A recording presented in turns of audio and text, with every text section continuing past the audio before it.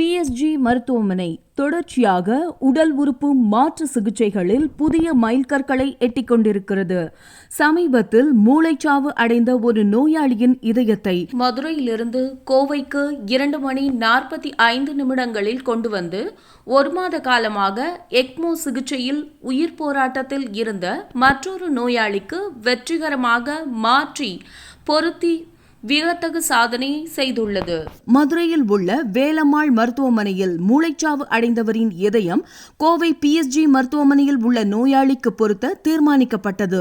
காலை 10:30 மணிக்கு மருத்துவ குழுவினருடன் எடுத்துச் சென்ற ஆம்புலன்ஸ் திண்டுக்கல், திருப்பூர் மாவட்டங்கள் வழியாக 1:15 மணிக்குள் கோவையை சென்றடைந்தது.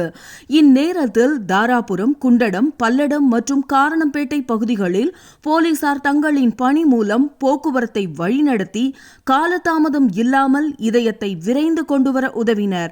1 மாத காலமாக இதயம் செயலிழந்த நிலையில் எக்மோ மூலியமாக செயற்கையாக இரத்த சுழற்சியை ஏற்படுத்தி நோயாளியை தீவிர கண்காணிப்பு பிரிவில் வைத்திருந்தனர்.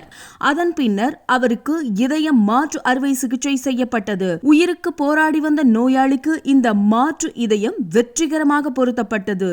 PSG மருத்துவமனை அவ்வப்போது இப்படியான புதிய சாதனைகளை எட்டிக்கொண்டு உயர்தர மருத்துவ சேவைகளில் முன்னிலை வகிக்கிறது.